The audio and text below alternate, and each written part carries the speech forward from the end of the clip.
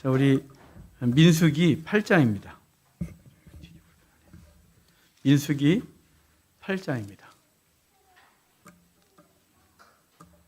민수기 8장, 9장, 10장 오늘 보도록 하겠습니다. 지금 민수기는 조직정비와 규례라 그랬잖아요. 이스라엘이 출애굽 40장에 성막을 건축하고 난 이후에 성막을 중심으로 어떻게 진을 치고 어떻게 보존하고 어떻게 이제 이동시키고 이런 거잖아요. 근데 이제 거룩한 삶으로 지키고 나실인 선지자들을 통하여 누구든지 성막 공사할 수 있다 길려라 줬고, 8장, 9장, 10장은요. 8장은 레위인 봉헌이에요. 레위인을 봉헌한다니까 이상하지만 레위인은 생명이 자기 게 아닌 거죠. 하여간 그래서 레위인을 제사장이 제사 제도를 운영할 때 그 제사 제도를 돕는 자로서 레위인이 들어지게 돼요. 그런 얘기를 이제 8장이 하게 되거든요. 자, 우리 8장 1절부터 4절까지 먼저 좀 봅시다. 8장이에요. 1절부터 4절까지 함께 읽을까요? 여호와께서 또 모세에게 말씀하여 이르시되 아론에게 말하여 이르라.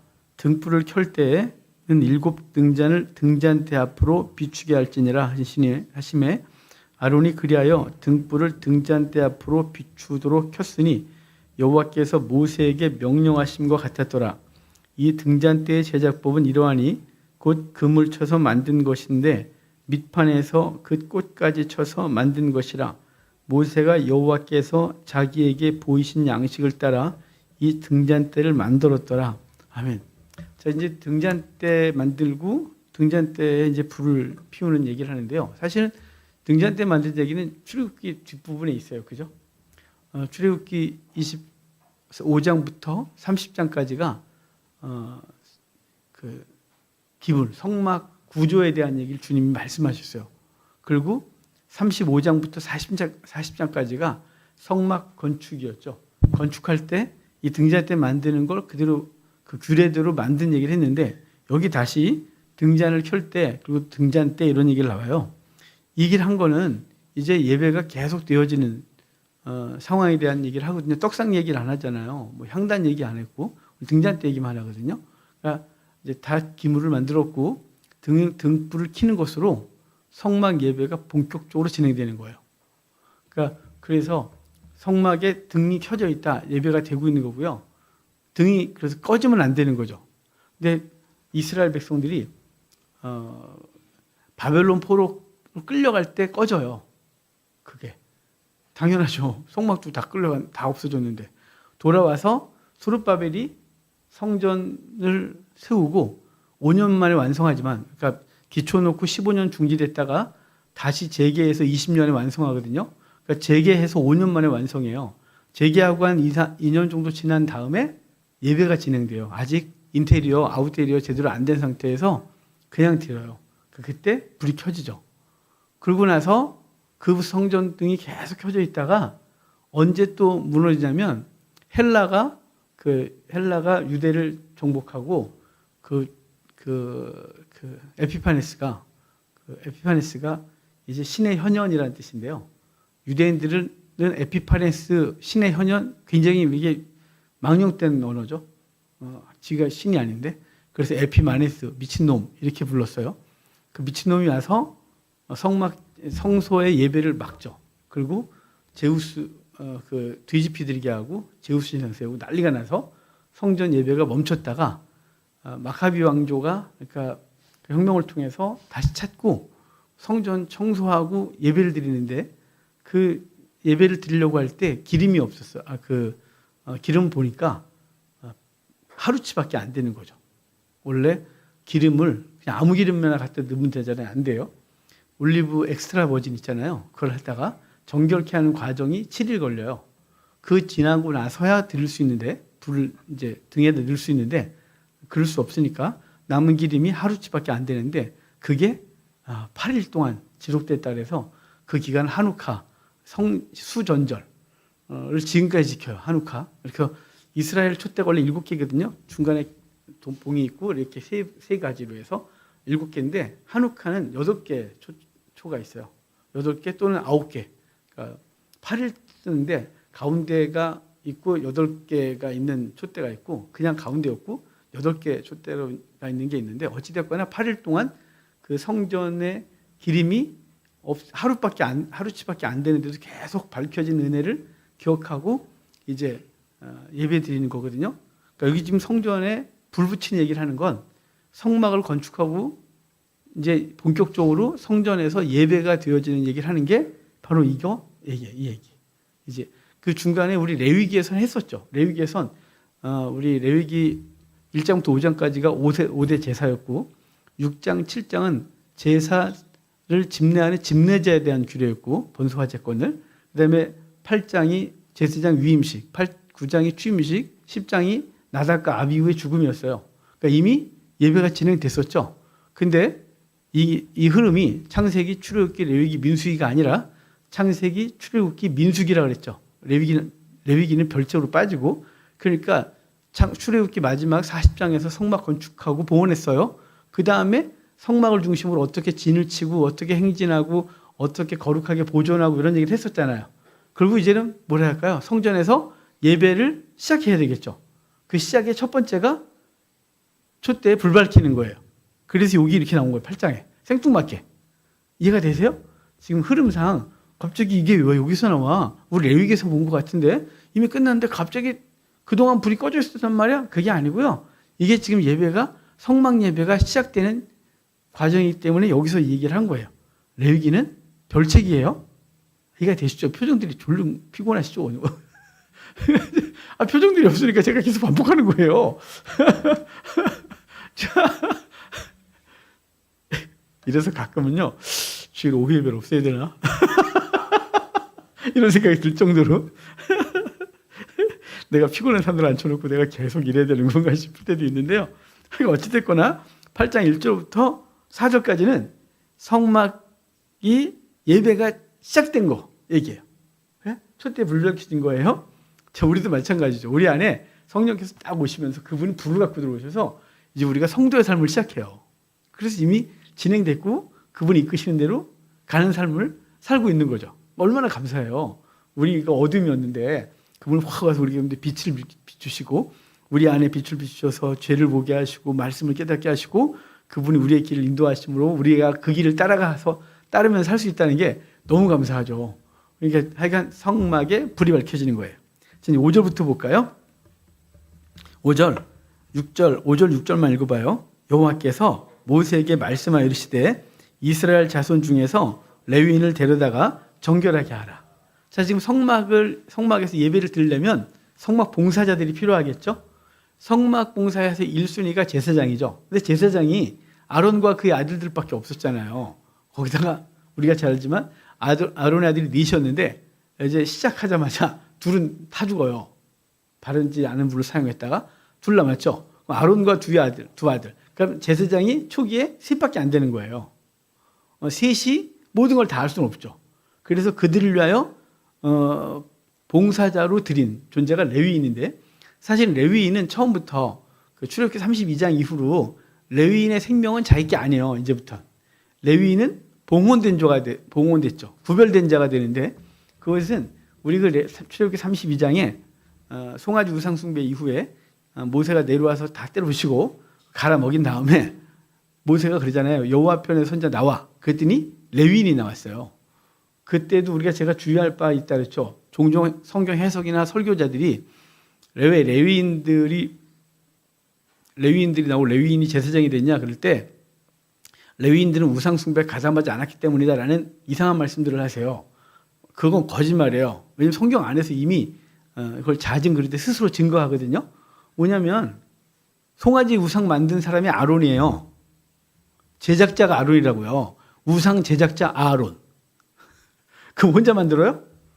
아론 친척들이 만들었겠죠. 같이 얘들아 우리 같이 만들자. 제가 무슨 일 할 때면 제일 편한 사람들 두 조집사님하고 일하잖아요. 참 둘이 미안해 죽겠어요.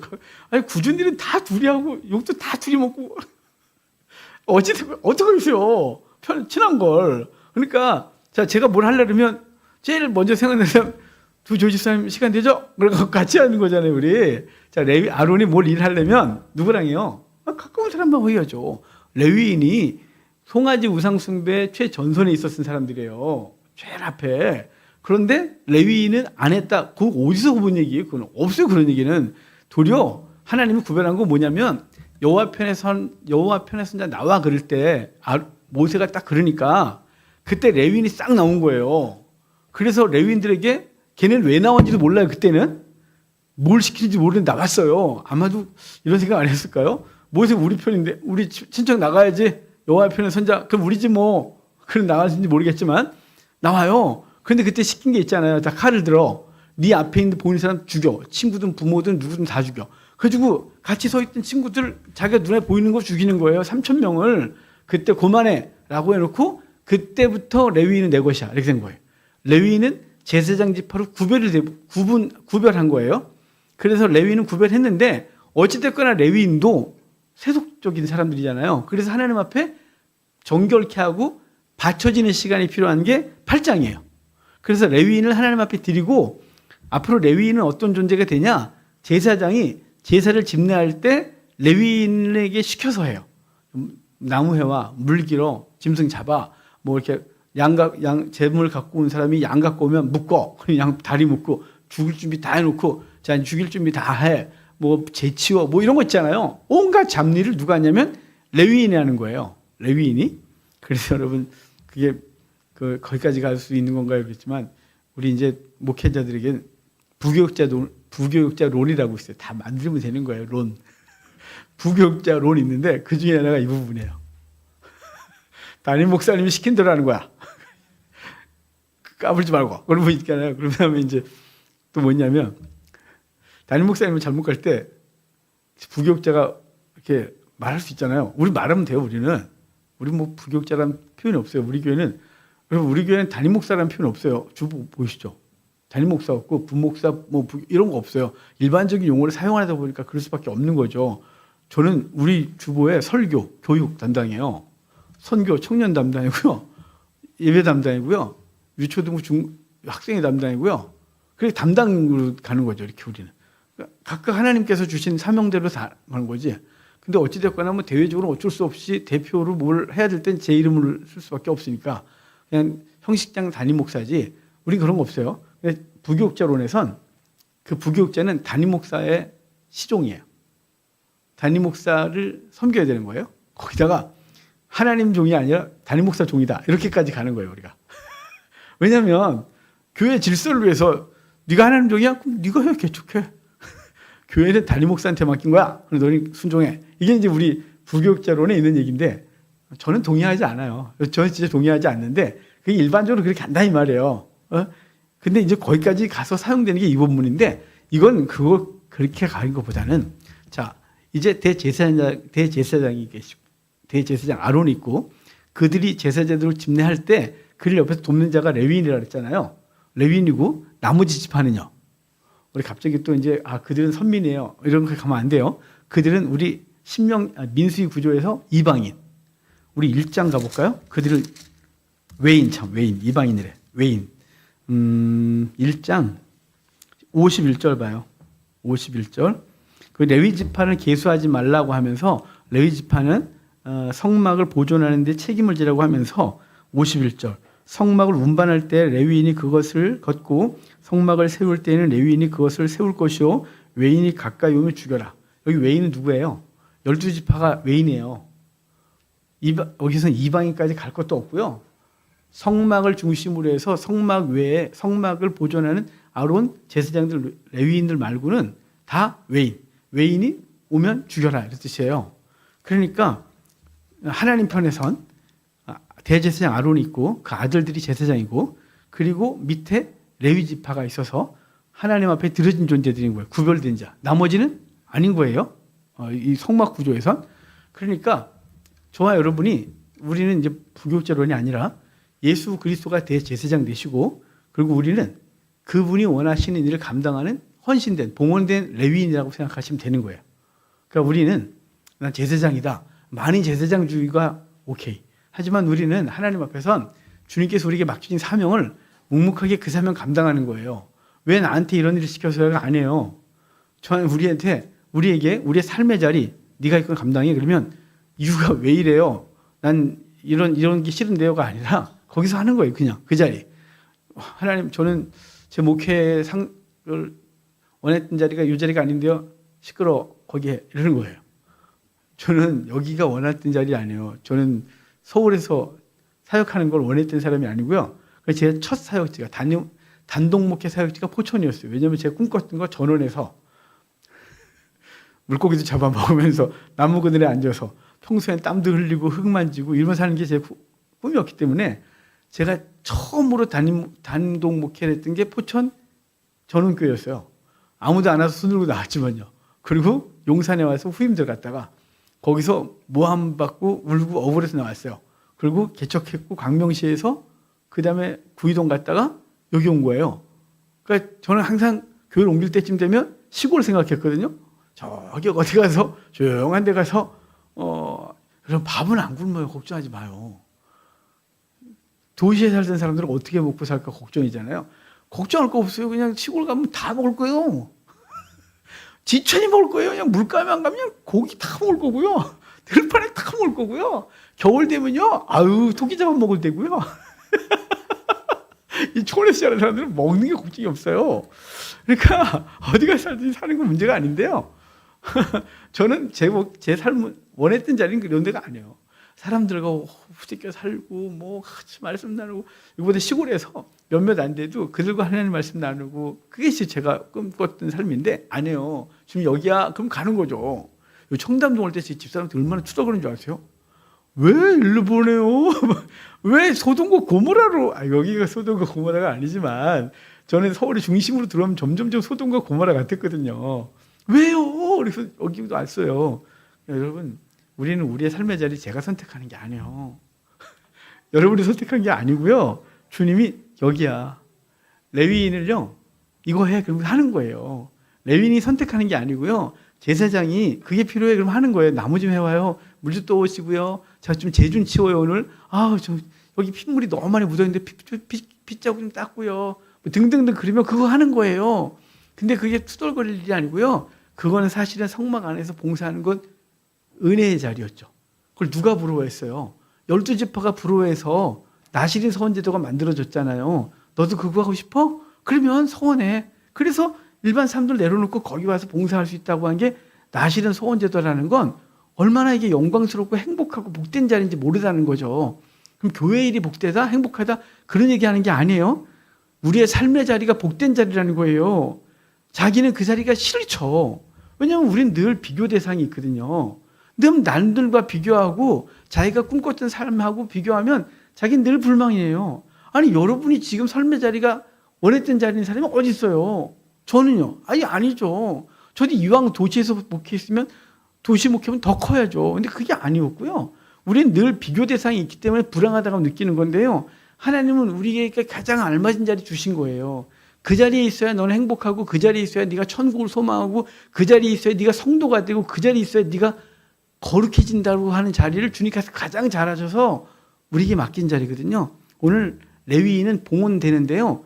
왜 봉헌되냐면 제사장이 마음껏 쓰라고요. 그러니까 우리는 우리의 생명은 내 게 아니고요. 주님 것이고요. 주님께서 우리에게 원하시는 삶을 살아내는 게 우리예요. 자, 그럼 이제 그 뒤에 좀 볼까요?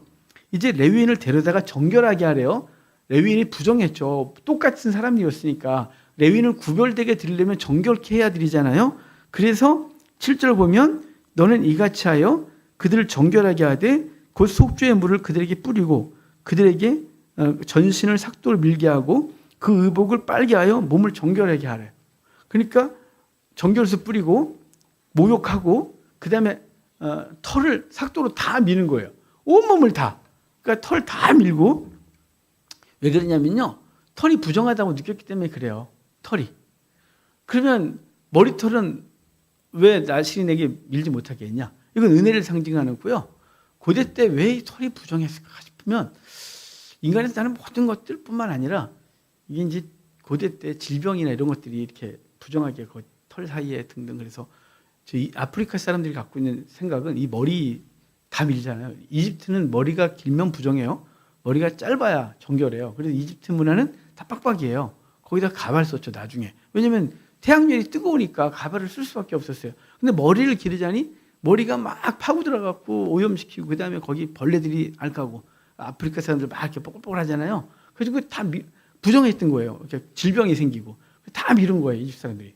근데 햇빛은 뜨거우니까 뭐예요? 가발을 써야죠. 이집트 가발 문화가 발달했어요. 유럽도 가발 문화 발달한 이유가 뭔지 아세요? 유럽은요, 여러분 그 가끔 그 유럽의 재판관들, 귀족들이 허연 가발 쓰잖아요. 꼬불꼬불한 거 막 하얀 가발 쓰고 막 그거 왜 쓴 줄 아세요? 남자들이 징그럽게 가발을 쓰고 돌아다녀 성병 때문에요. 그 매독 때문에 이게 워낙 성이 문란해서 매독이 걸리면 이렇게 탈모가 일어난대요. 그럼 창피하잖아요. 그래서 그걸 가리려고 이걸 쓴 거예요. 가발을. 그러니까 유럽이 가발 문화가 발달한 건 사실은 아름다운 전통이 아니고요. 매독 때문에 유럽은 가발 문화가 발달했고요.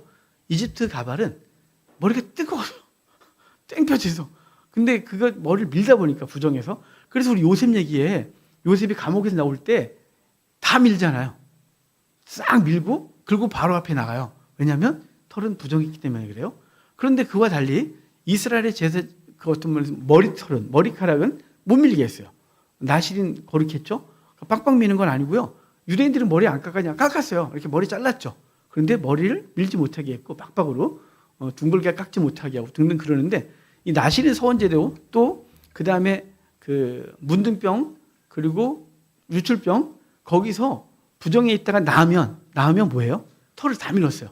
왜냐하면 오염되어 있었기 때문에 그 오염된 것을 정결케 하는 과정에서 털을 밀고 몸을 물로 씻고 하는 것은 이게 규례였기 때문에 레위인도 비록 그들이 문둥병 환자나 그 유출병 환자가 아니었으나 그들을 정결케 한다는 어떤 의식적인 행동으로 그 정결수 뿌리고 털을 밀고 몸을 물로 씻고 하나님 앞에 드려지는 과정을 통해서 레위인은 구별된 존재로 드러나는 거예요. 그러니까 우리도 다 밀고 온 거죠. 정결수를 통과하고 우리의 모든 삶의 그 많은 것들을 다 밀고 그리고 깨끗하게 씻고 주 앞에 나와서 하나님의 사람 되는 거죠. 8절에 그들에서 이제 이것저것 제물을 드리고 자 11절 봅시다. 11절 아론이 이스라엘 자손을 위하여 레위인을 흔들어 바치는 제물로 여호와 앞에 드릴지니 이는 그들에게 여호와께 봉사하게 하기 위함이라 그래요. 그 13절에 레위인을 아론과 그의 아들들 앞에 세워 여호와께 요제로 드려요. 레위인을 요제로 드린다 이 말은 레위 사람을 흔들어 둔 게 아니고 레위인을 상징하는 레위인이 드린 제물을 요제는 어디서요? 성막에서 성전 뜰에서 요제로 하나님 앞에 앞뒤로 흔들어 올렸다가 내리고 그걸 누구한테 주는 거예요? 이제 제사장에게 주는 거죠. 그래서 14절 보면 너는 이같이 이스라엘 자손 중에서 레위인을 구별하라. 그리하면 그들이 내게 속할 것이다. 레위인은 누구에게 속한 거예요? 제사장에게 속한 존재인 거예요. 이것은 좀 더 넓게 하면 레위인은 하나님께 속한 사람이에요. 12지파에 속한 사람 아니에요. 세상에 속한 사람이 아니고요. 아예 하나님께 바쳐진 존재들이 되는 거예요. 아예. 그 레위인으로 태어나면 모두가 다 하나님의 사람으로 서는 것이에요. 그리고 이제 요제로 드렸다 이 말은 하나님 앞에 드려진 존재. 올리는 순간 생명 내 거 아니에요. 내려서 아론에게 주고 이제 레위인들은 제사장들이 원하는 대로 사용하는 존재가 된 거죠. 사람을 사용한다는 말이 기분 나쁘겠지만 하나님 편에서 이용하는 말씀드린 거예요. 자, 16절 볼게요. 그들은 이스라엘 자손 중에서 내게 온전히 드림받은 자라 이스라엘 자손 중 모든 초태생 곧 모든 처음 태어난 자 대신 내가 그들을 취하였다 그래요. 누구 대신이요? 장자 대신. 그러니까 이스라엘의 장자는 원래 여호와 거죠. 이게 무슨 소리냐면 출애굽기 12장 13장에 장자의 죽음 심판이 있잖아요. 그래서 장자들을 죽음에서 어린 양의 보혈로 건져요. 그래서 이제 그때부터는 장자 내 거다 그러는데 그 장자들을 다 성전에 성막에 봉사 드릴 수는 없으니까 그 장자들 대신하여 레위인을 하나님 앞에 드리는 거죠. 이게 초태생 규례 우리 저번에 했어요. 자, 그럼 좀 볼까요? 그 다음에 18절. 이러므로 내가 이스라엘 자손 중 모든 처음 태어난 자 대신 레위인을 채워했느니라. 19절을 잘 보셔야 돼요. 거기 이제 여러분에게 제가 좀 이렇게 강조한 단어들을 이렇게 체킹하시면 더 좋을 것 같아요. 내가 이스라엘 자손 중에서 레위인을 취하여 그들을 아론과 그의 아들들에게 주어 그들로 회막에서 이스라엘 자손을 대신하여 봉사하게 하며 또 이스라엘 자손을 위하여 속죄하게 하였나니 이는 이스라엘 자손이 성소에 가까이 할 때에 그들 중에 재앙이 없게 하려 함이라. 그러니까 이스라엘 대신하여 이스라엘을 위하여 하나님께 바쳐진 존재예요. 레위인이. 그러니까 이스라엘 대신하여 이스라엘 위하여 하나님께 바쳐져서 그들이 그 이스라엘 자손을 대신하여 성막봉사함으로 이스라엘에게 재앙이 임하지 않도록 하는 존재가 레위인이었다 이 말이에요. 그러니까 레위인은 하나님 편에 선 제사장들에게는 그 제사장을 돕는 존재였고 백성들에게는 백성들을 대신하여 자신들을 대신하여 하나님 앞에 바쳐져서 하나님 앞에 예배하는 존재로 레위인이 서는 거죠. 그러니까 여러분 그 레위인이 갖고 있는 건 되게 중요한 역할이죠. 제사장과 레위인은 중보 역할을 하고 있는 거예요. 누구를요? 백성들을 여호와께 올려드리는 존재가 되는 거죠. 그러니까 백성들을 대신하여 백성들을 위하여 하나님 앞에서 살아가는 존재. 저나 여러분도 마찬가지예요. 믿는 자, 특별히 믿는 자들 중에서도 하나님 앞에서 서고 그 말씀 앞에 순종하는 자들은 백성들을 위하여, 백성들을 대신하여 백성들을 위하여 사는 존재인 거죠. 그러니까 우리가 하나님 앞에 선 건 여러분 삶이 무겁게 느껴지겠지만 우리가 하나님 앞에 구별됨으로 우리 민족이, 우리 가정이, 우리와 함께하고 있는 사람들이 우리를 통하여 하나님 앞에 나아가고 있는 거예요. 우린 주님께 올려드린다 그러잖아요. 근데 이름을 올려드려요. 중요한 건 우리가. 그러니까 우리 여러분 아침에 기도하고 그럴 때 중보기도 하시죠. 이름들을 올려드리잖아요. 하나님 앞에 올려드리십시오. 시간이 없어요. 이름만 쫙 부르세요. 그냥 하나님 받으소서, 오늘도 그들을 지켜주소서 뭐 이런 거 있잖아요. 하나님 앞에 올려드리시면 그분이 받으십니다. 그리고 그분이 우리가 원하는 것보다 더 놀라운 일들을 행하시는 걸 보실 거예요. 그러니까 내가 기도한다고 뭐 능력이 있나? 우리 자신은 능력이 없어요. 착각하지 말아야 될 건요. 우리가 어떤 현상이 벌어지면 자기가 능력이 있다고 착각하거든요. 착각이에요, 그거. 그래서 어떤 목사님 능력이 있으세요. 그렇게 표현하는 건 무슨 뜻인지 알지만 그 개인이 능력이 있는 게 아니에요. 그 능력은요, 그리스도의 이름에 있어요. 그러니까 우리는 내가 능력이 있어서 그걸 행하는 게 아니고요. 우리는 그리스도의 이름으로 실행하는 거예요. 근데 그 현상은 누가 버리는 거예요? 그리스도가 버리실 거예요. 그러니까 우리는 종종 이제 목사들이 딴 사람도 모르겠고 저는 어떤 문제 앞에서 제가 기도해야 되고 어떤 결과를 끄집어내야 될 때 부담이 있을 때가 있어요. 왜냐하면 기도하면 병자로 기도하면 나야 되는 거 있잖아요. 목사가. 뭐 그런 정도 능력은 돼야 되는데 우리는 제가 제 자신을 보면 전 능력이 없잖아요. 근데 하나님 누구 이름을 한다고요? 예수님의 이름으로 기도했고 그분의 이름이 그 일을 하는 거라고.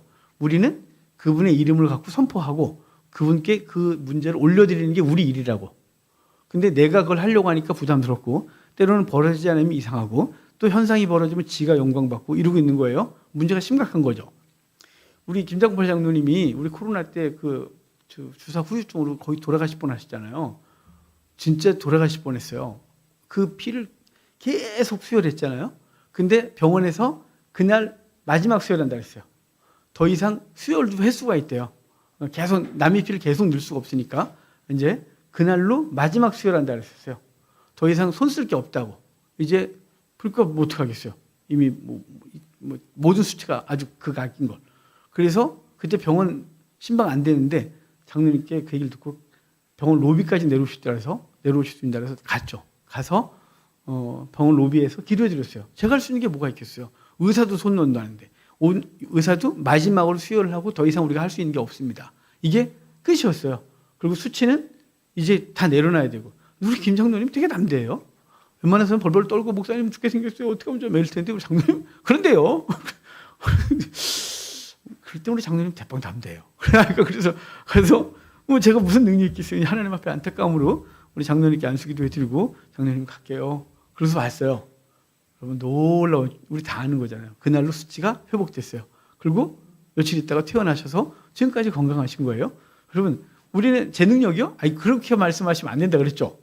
저는 제가 확신도 없었어요. 무슨 확신이 있어요. 제가 미심이 내리고 되는 게 아니니까 그냥 하나님 앞에서 해야 될 일이었고 주님의 이름으로 기도했어요. 그럼 누구 이름으로 하는 거예요? 예수님의 이름으로 선포됐잖아요. 그럼 누가 하시는 거예요? 주님이. 그러니까 여러분 중요한 건 뭐냐면요. 여기 우리는 주께서 그 백성들을 위하여 우리를 중보하는 존재로 세우셨어요. 그래서 우리는 하나님께 우리에게 맡긴 일들을 올려드리고 우리 삶 속에 있는 문제들과 영혼들을 올려드리고 그분이 일을 하시는 거죠. 그래서 제사장은 가슴에 흉패, 어깨에 12지파를 가슴에 품고 어깨에 메고 주 앞에 나가는 존재라 그랬잖아요. 그 일을 누가 도와요? 레위인이. 자, 그리스도가 우리를 품고 가셨어요. 우리가 품는 게 아니고 품고 가셨어요. 우리는 그 옆에서 보조하고 하나님 앞에서 그를 감당하는 존재라는 걸 잊지 마시기 바랍니다. 그래서 우리 24절 가볼까요? 레위인을 이같이 할지니 곧 25세 이상으로 회막에 들어가서 복무하고 봉사할 것이요 50세부터 그 일을 쉬어 봉사하지 아니할 것이다. 그래서 레위인은 25세부터 50세까지 또 다른 데는 30세부터 50세까지 그렇게 해서 25세에 학교 입학하고 30세에 정식 임명되고 30살에 은퇴하는 것이다 라고 했어요. 자, 9장 갈까요? 9장은요 두 번째 유월절이에요. 첫 번째 유월절은 어디서 했냐면 애굽에서 했죠. 애굽에서 출애굽한 날이 유월절이에요. 1월 14일 니산월 또는 아비벌. 그래서 그날 14일이 유월절이에요. 그리고 출애굽한 지 1년 된 거예요. 시내산에서 시내산 도착할 때 50일. 그래서 오순절 그랬죠. 시내산 도착하고 올라가서 하나님의 말씀 받은 날이 오순절. 출애굽기 19장이 오순절의 시작이에요. 그리고 34장 두 돌판 받아 내려왔죠. 두 돌판 받아 내려온 날이 초막절의 근거예요. 이스라엘 절기상. 자, 그러니까 그런 과정을 거치고 성막 완성하고 하나님께 봉헌했어요. 봉헌하고 나서 이제 9장이 첫 번째 유월절, 광야에서 첫 번째 유월절이에요. 근데 두 번째 유월절이라고 제 성경에 돼 있는데 첫 번째는 애굽에서, 두 번째는 시내산에서 벌어지는 거예요. 유월절 끝내고 출발할 거예요.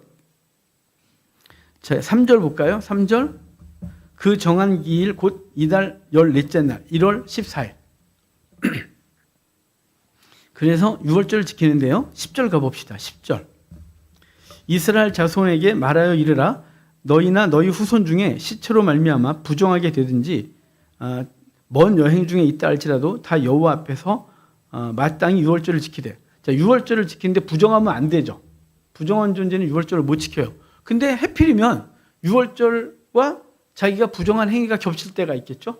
장례를 치렀거나 또 먼 여행 중에서 뭔가 부정한 일이 벌어졌거나 뭐 이럴 때 그때 또 먼 여행 중에서 못 왔어요. 못 오거나 그럼 유월절을 못 지키잖아요. 그래서 그런 사람들을 위해서, 그러니까 먼 여행 중에서 그 기간을 못 지켰거나 집안에 장례가 벌어져서 장례를 치렀거나 그러면 못 지켰으니까 끝나냐? 아니고요. 한 달 뒤. 그래서 거기 11절 봐요.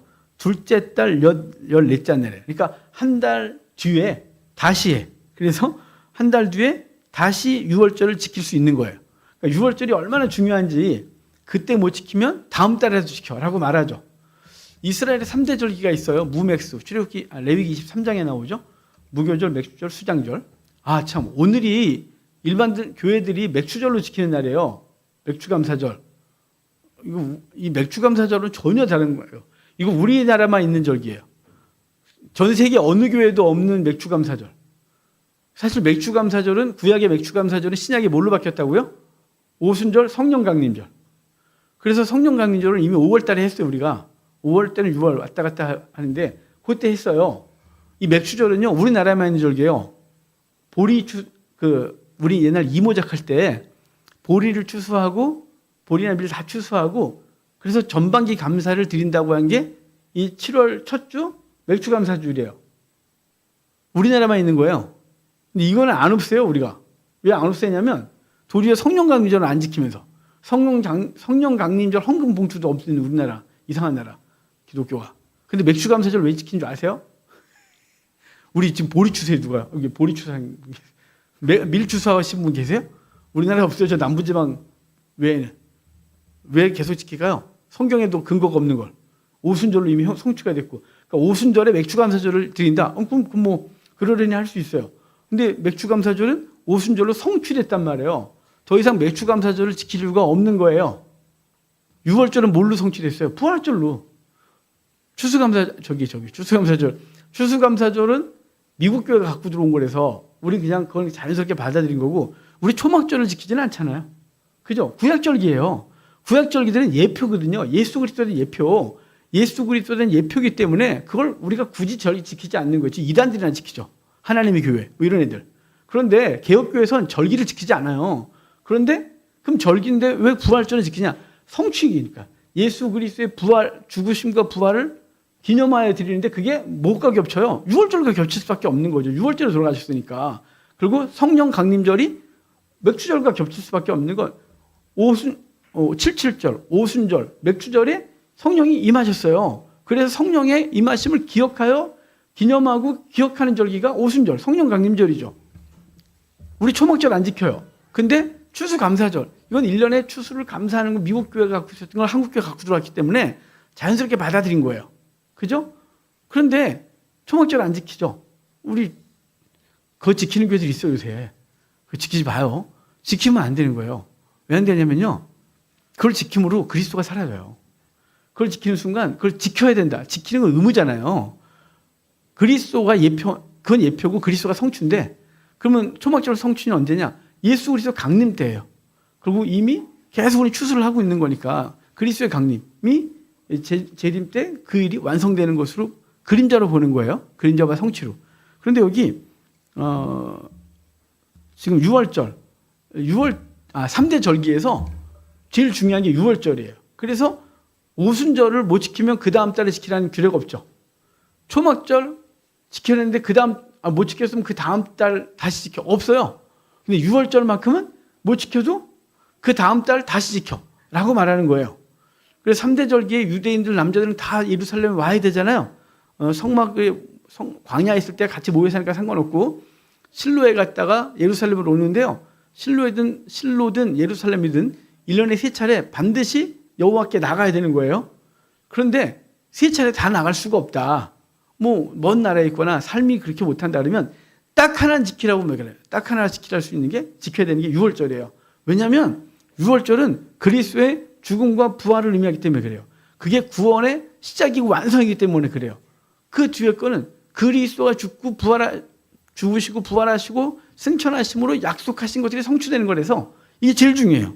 그래서 지금 광야 첫 해, 그러니까 6월절하고 1년 뒤에 광야에서 성막 다 짓고 이제 성막에서 예배가 시작되면서 첫 번째로 지킨 게 6월절인데 그게 딱 1년 만에 지켰고 그때 못 지킨 사람은 그 다음 달이라도 지켜라는 게 11절인 거예요.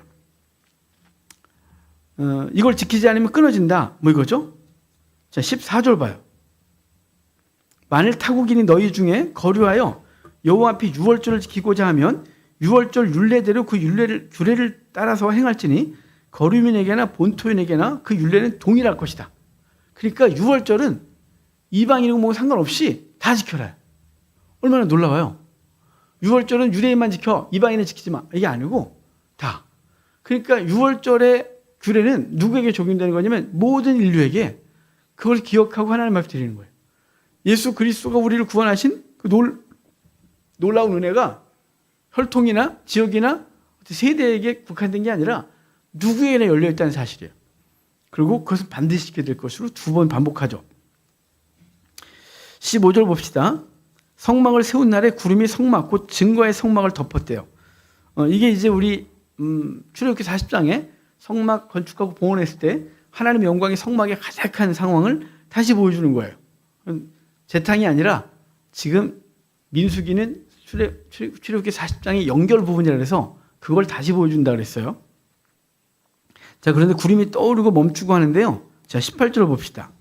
18절에 이스라엘 자손이 여호와의 명령을 따라 행진했고 여호와의 명령을 따라 진을 쳤으며 구름이 성막 위에 머무는 동안에는 그들이 진영에 머물렀고 구름이 성막 위에 머무는 날이 오래일 때에는 이스라엘 자손이 여호와의 명령을 지켜 행진하지 아니하였으며 혹시 구름이 성막 위에 머무는 날이 적을 때에도 그들이 다만 여호와의 명령을 따라 진영에 머물고 여호와의 명령을 따라 행진하였다 그래요. 자, 뭘 따라서요? 명령을 따라서.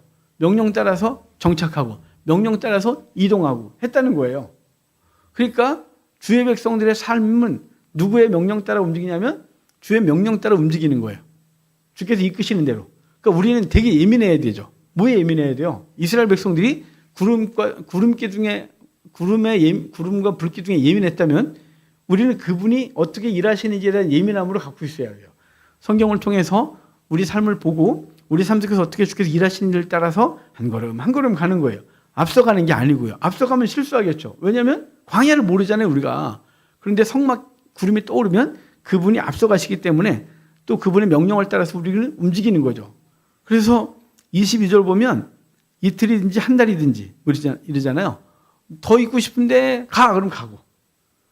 난 그만 움직이고 싶은데 계속 있으면 있어야 되고. 이게 주의 백성들이 광야에서 살아가는 방식인 거예요. 그러니까 우리는 명령을 따라서 이동하고 진치고 있다는 사실을 기억합시다.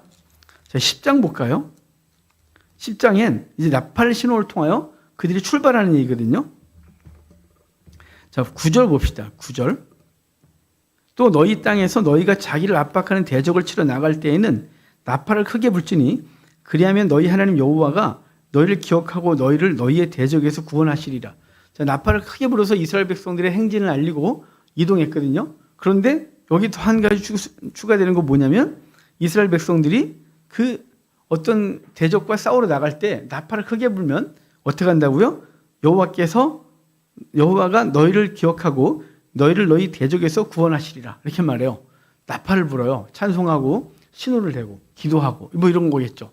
그럼 주님께서 우리 기도를 들으시고 그분이 앞서가서 대적들과 싸우겠다. 이런 뜻입니다. 그러니까 이 나팔을 부는, 그러니까 신호하는 거죠. 하나님 앞에 기도하고 그리고 살아가는 거예요. 10절에 봅시다. 또 너희의 희락의 날과 너희가 정한 절기가 초하루 외에는 번제물을 드리고 화목제물을 드리며 나팔을 불라. 그로 말미암아 너희의 하나님이 너희를 기억하시리라. 나는 너희의 하나님 여호와라. 그러니까 기억하고 움직인다는 거예요. 11절을 봅시다. 둘째 딸 20날에 구름이 진거에 성막에서 떠오르매. 자, 둘째 딸 20날. 20일이에요, 20일. 자, 둘째 딸은 어떤 느낌이에요? 아깨래. 아깨는 어디 사투리예요? 아까 봤는데, 자, 첫 달 14일은 6월절이죠. 근데 그때 못 지킨 사람은 어떻게 하라고요? 둘째 달 14일에 지킨다고. 그랬죠? 둘째 달 14일이면 14일부터 한번 세볼까요? 14, 15, 16, 17, 18, 19, 20이죠. 예, 6월절이 마친 거예요. 두 번째, 그러니까 첫 번째 달 못 지킨 사람이 두 번째 달을 지켜, 그리고 그것이 딱 끝나는 날 출발인 거예요. 둘째 달 20날에 구름이 진거에 성막에 떠오르매. 이해가 되세요? 자, 이제 가자라고 한 거죠. 그러니까 그래서 떠오르매 그들이 진행하는 거예요. 진행하는데, 자, 우리 진행하면서 29절 볼까요? 진행할 때 이제 모세가 호밥에게 말을 해요. 이름이 호밥이라서 참 재밌죠? 느낌이 호박 같기도 하고. 호밥이 뜻이요, 사랑하는 자라는 뜻이에요. 그런데 사랑하는 자. 호밥이. 자, 29절. 모세가 모세의 장인 미디안 사람 르우엘의 아들 호밥. 여긴 호밥이 그 장인의 이름이 아니고 뭐라 그래요? 처남의 이름이라고 분명히 말해도 이게 잘된 이름이, 잘된 거죠. 그러니까 처남이에요, 처남. 모세의 처남인데 처남에게 이르되 여호와께서 주마하신 곳으로 우리가 행진하니 우리와 동행하자. 그리하면 선대하리라. 여호와께서 이스라엘에게 복을 내리시리라 하였다. 그런데 호밥이 싫어. 나 갈래. 안 가. 나 집 고향으로 갈래. 그래요. 근데 이제 31절 봅시다. 거부하는 호밥에게 모세가 또 설득을 해요. 모세가 이르되 청하건대 우리를 떠나지 마소서. 당신은 우리가 광야에서 어떻게 진칠지를 아나니 우리의 눈이 되리이다. 여러분, 이 말이 뭔가 충돌이 일어나요. 왜냐하면 이들의 앞길을 누가 인도하는 거예요? 여호와가. 그죠? 구름기둥과 불기둥으로 인도하는데 갑자기 모세가 호밥에게 같이 갑시다.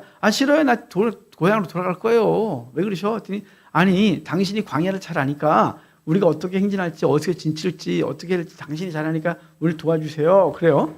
자, 그럼 모세가 하나님에 대한 믿음이 없는 걸까요? 아니요. 하나님에 대한 믿음과 함께 인간의 경험과 지식을 존중하는 거예요. 그러니까 우리가 종종 이제 약간 좀 묘하신 분들이 그런 분들이 있어요. 신학교가 다 없어져야 된다는 거예요. 그래서 왜요? 그랬더니 하나님께 직접 배우면 되지 뭘 신학교에서 배우고 그러냐는 거예요. 참 묘하신 분들 계세요. 여러분, 하나님께서는 일하시는 방법이 그렇지 않습니다. 하나님 앞에 기도가 열심히 하고 충분해지면 설교가 막 나옵니까? 그럼 그런 분들이 계시면 이상한 거예요. 성령께서 그렇게 일하지 않으세요. 성령께서는요, 우리와 유기적 관계를 맺으셨고, 우리가 이렇게 읽고 느끼고 묵상하고 암기한 것들, 그걸 갖고 사용하시는 분이시지, 급할 때 하나님이 때로는 그 급한 사역을 하실 때 미처 생각하지 못했던 말을 그를 통해서 하실 수는 있으나, 일반적인 사역들을 그렇게 하려고 하는 걸 인간의 게으름, 하나님 시험하는 거예요. 하나님은 준비된 사람을 통해 하시거든요. 인간의 지혜, 인간의 지식, 인간의 수고, 인간의 노력을 간과하고 다 필요 없어 내가 다 한다고 안 해요. 그럼 오늘 주일날 하루만도 봅시다.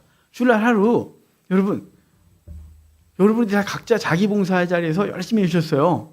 하나님이 알아서 하세요. 그러면요, 밥은 누가 할 것이며, 안내는 누가 할 것이며, 성찬 준비 누가 할 것이며, 제가 주께서 알아서 다 제 머릿속에서 일하십니다. 제 혀를 움직여 말을 할 것입니다. 맨날 똑같은 소리만 하겠죠. 그렇지 않겠어요? 저는 제 나름대로 제가 어눌하지만 표현력도 약하고 참 이렇게 못할까 싶은 데가 한두 번이 아닌데요. 그래도 못했든 말건에 제가 얼마나 노력을 한 줄 아십니까? 가끔은 저번 주는 그런 느낌이었어요. 난 데드볼을 맞았다. 진루가 야구할 때 맨날 홈런만 칩니까? 근데 난 출루가 목적이에요. 그러면 볼이 날 빠졌어요. 아, 그래, 내가 궁대라도 맞고 나가다 내가. 오늘 지난주엔 그런 느낌이었어요. 오늘은 어떤 느낌입니까? 요즘 그냥 늘 설교한 자신도 없고 늘 불안하고 악몽을 꾸고 저 살교 지금 설교 40년 했거든요. 고3 때부터 지금까지 설교를 했으니까 무지하게 오래 했어요. 성경 무지하게 하고. 근데도 늘 불안하고 늘 무섭고 늘 두렵고 늘 떨리고 준비한 거에 반도 못하고 이게 참 이거 언제 바뀔까 싶을 때 죽을 때까지 안 바뀔 것 같은 생각은 있어요. 참 슬프지만 여러분, 전 노력해서 이만큼인 거예요. 여러분들도 노력하고 수고해서 이만큼 온 거죠. 하나님의 일은 사람을 통해 하시고 그 사람들의 경험, 그 사람들의 노력, 그 사람들의 준비 이런 걸 통해 하시는 거예요. 그러니까 호밥을 동원하는 건 호밥이 나 갈래요? 그랬더니 모세가 아니요, 당신이 같이 가주셔서 어떻게 진치는지, 어떻게 물을 또 우물을 파서 거기서 물을 끄집어 올려서 먹을 수 있는지 당신이 잘 알잖아요. 어느 바위 틈에 가면 거기 물이 있고 어느 장소에 가서 이렇게 파면 물도 나오고 어디 돌아가면 거기에 뭐 사막 선인장이라 있어 거기서 뭐 먹을 수 있는지 뭐 이런 거 아시잖아요. 라고 해서 호밥을 동원해요. 호밥은 따라왔어요. 그래서 여기는 이제 더 이상 호밥의 반응이 없거든요. 하지만 호밥과 그 사람들이 따라와서 정책한 게 유다지파 아래쪽에 겐지파, 겐 사람들, 겐지파라고 말하는 게 이상하네요. 겐 사람들이 바로 호밥과 함께 온 미디안 사람들인 거예요. 그러니까 와서 그들이 정말로 광야에서 삶의 지혜 그리고 양치면서 겪었던 많은 그런 경험들을 이스라엘 백성들을 광야에서 살게 하는데 도움이 됐다는 거죠. 그러니까 여러분, 인간의 지혜와 경험들을 무시하지 마십시오. 연륜을. 그러니까 이거 하나님이 그걸 같이 사용하시는 거지. 그걸 의지한다고 하나님을 버리는 게 아닙니다. 그러니까 우리의 경험, 우리의 지식, 우리가 했던 것들을 통하여 하나님이 일하시도록 내어드리는 거지. 우리는 아무것도 안 하고 그냥 하나님 알아서 하십시오. 전 모르겠습니다. 이것도 인간적인 방법이고 이런 거 아니에요. 인간적인 수단을 부리는 게 문제지. 하나님께서 우리에게 주신 경험들, 지혜, 노력, 열심히 하는 것들을 막으신 적이 없어요. 그래서 하나님과 그게 대치되는 게 아니라 함께 움직인다는 사실을 기억하십시오. 33절부터 마지막 33절, 34절 볼까요? 그들이 여호와의 산에서 떠나 3일 길을 갈 때 여호와의 언약궤가 3일 길에 앞서가며 그들의 쉴 곳을 찾았다 그래요. 제가 이걸 옛날에 잘못 해석했어요.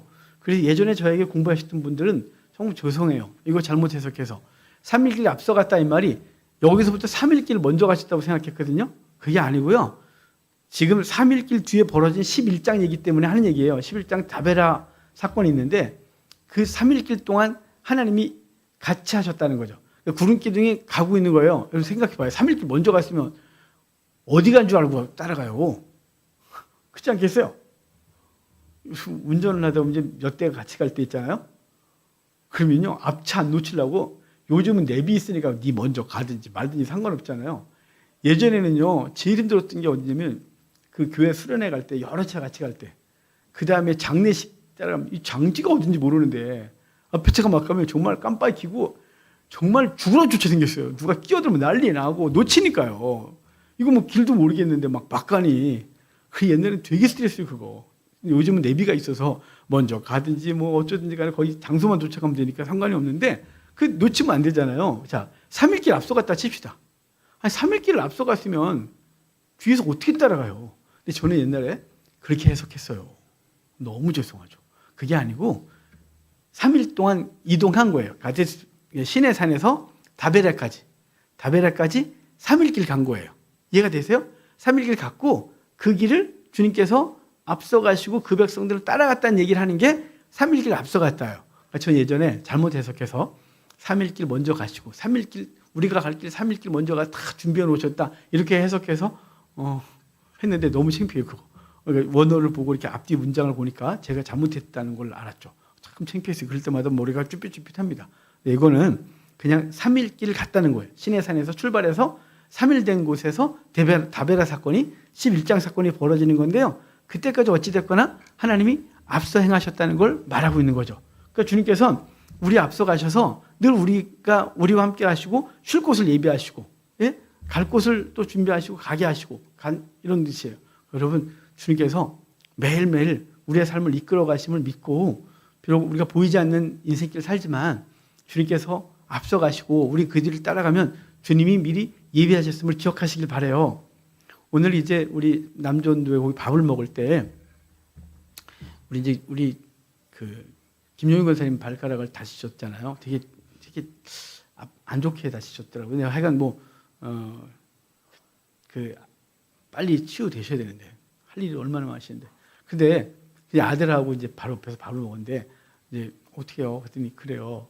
그래서 아들이 그랬대요. 엄마 다 하나님의 일하심이 있겠지. 뭐 하나님이 다 계획하신 게 있겠지. 뜻이 있지. 그랬대요. 그래서 잘못 들으면 이상해지는 소리예요. 이제 그러다가 하나님께서 사단이 막으시는 사단이 우리 권사님 할 일이 너무 많은데 앞서 서신 분들을 방해하고 그리고 힘들게 하고 지치게 하고 공격하는 것 같다고 기도하고 있다 그랬더니 그 아들은 하나님께서 그 자기가 한 말을 저한테 말해 주기를 우리 진우 형제가 그 미국에 그 9.11 사태 있을 때 외삼촌이 그날 거기로 회의가 있어서 이제 그 쌍둥이 빌딩으로 가고 있었대요. 근데 딴 때는 잘 갔는데 그날따라 신호가 무지하게 이상하게 끊어지더래요. 그러니까 그런 거 있잖아요. 운전하다 보면 와, 매 신호마다 걸리고 사람 환장하게 만드는 날 미치겠더래요. 지금 이 미팅 시간은 지나가고 그래서 하나님 앞에 기도했더니 주여 나 지금 가야 되는데 빨리 가야 되는데 막 계속 안절부절하는데 계속 걸리고 자기는 죽겠는데 그러더니 거의 다 도착했는데 거기가 무너진 거예요. 만약에 정시에 도착했으면 거기서 끝나신 거죠. 그래서 그때 그 외삼촌이 그랬대요. 하나님은 때로 우리를 막으시고 우리를 돌리시고 이 답답하게 하는 현실은 이유가 있는 거다라고 했고 그 얘기를 간증을 해주더라고요. 그러니까 은혜되는 거였죠.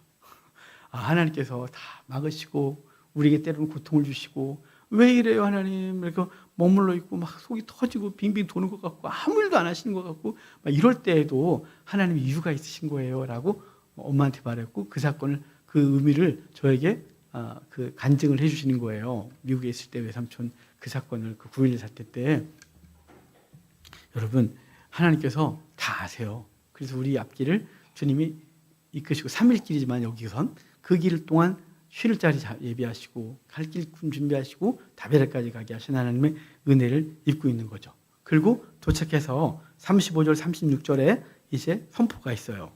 괴가 떠날 때에는 모세가 말하되 여호와여 일어나사 주의 대적들을 흩으시고 주를 미워하는 자가 주 앞에서 도망하게 하소서 하였고 괴가 쉴 때에는 말하되 여호와여 이스라엘 종족이로 돌아오소서 하였더라. 그래서 그 동행하고 있는 하나님도 이끄시고 모세도 하나님을 향하여 청하고 그리고 하나님의 그 임재를 기억하고 선포하는 일이 계속 되고 있는 거죠.